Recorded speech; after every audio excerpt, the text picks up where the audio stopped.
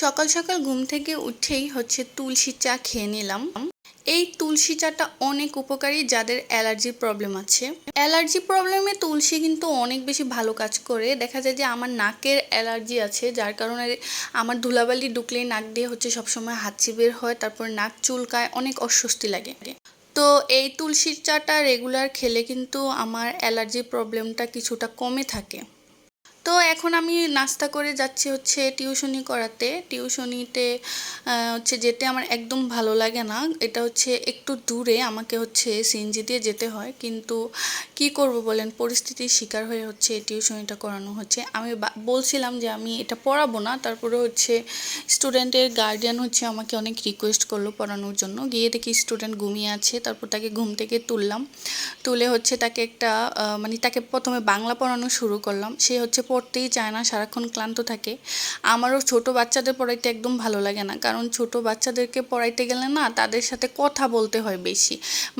পড়ো, উঠো, বসো, লেখো, এগুলো বলতে বলতে না সময় চলে যায়।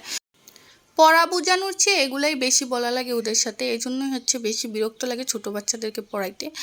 আমি এমনিতেও এত ছোট বাচ্চাদেরকে পড়াই না। প্লে, নার্সারি, 1-2 পর্যন্ত পড়াই, 1 পর্যন্ত বাচ্চাদেরকে আমি পড়াইতে পারি না, কারণ আমার অনেক বেশি ভেজাল মনে হয়, আর ওই ছোট বাচ্চাদের সাথে কথা বলা লাগে বেশি।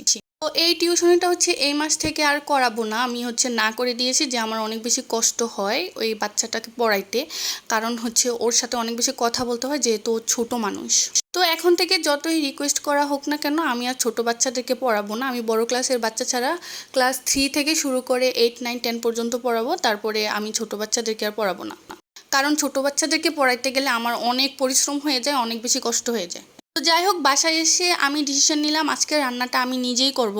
তো আজকে আমি সবজি রান্না করব, মাছ রান্না করব। এসে দেখি আমার মা সবকিছু প্রিপেয়ার করে রেখেছে, আমি জাস্ট রান্নাটা বসাই দিছি। আমি আজকে সবজিটা রান্না করতেছি অন্য স্টাইলে। এখানে আমি হলুদ, মরিচ, তারপর কাঁচা মরিচ, লবণ সবকিছু দিয়ে, তারপর এলাচি, দারচিনি সবকিছু দিয়ে সবজিটা সিদ্ধ করে নিচ্ছি। আর এইখানে আমি সবজিটাকে বাগার দিব। বাগার দেওয়ার জন্য আমি সব ধরনের মশলা এখানে দিয়ে দিব। এখানে আমি পেঁয়াজ দিয়েছি, তারপর আদা বাটা দিব, রসুন বাটা দিব, জিরার গুঁড়ি, ধনিয়া গুঁড়ি, তারপরে যা যা লাগে আর কি। তারপর মেথি, সব কিছু দিয়ে মশলাটাকে ভেজে তারপর আমি সবজিটাকে বাগার দিয়ে নিব।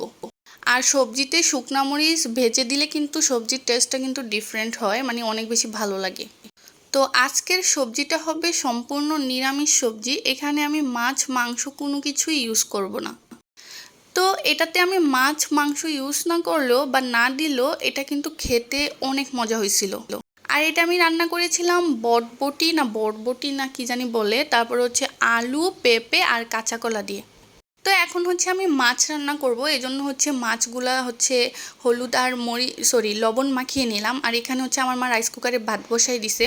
তো আমি মাছগুলা ভেজে দেন আমি পেঁয়াজ আর টমেটো পেস্ট দিয়ে ভুনা করে নিব মাছটাকে। আমি অনেক দিন পর রান্না করতে আসছি, যদিও রান্না করার সময়ও আমার নেই, আর আমার ভালোও লাগে না রান্না বান্না করতে, আমার খুবই বিরক্ত লাগে। কিন্তু কেউ যদি একটু হেল্প করে বা কেটে কুটে দেয়, তারপর একটু প্রিপেয়ার করে দেয়, তখন আবার রান্নাটা করতে ভালোই লাগে।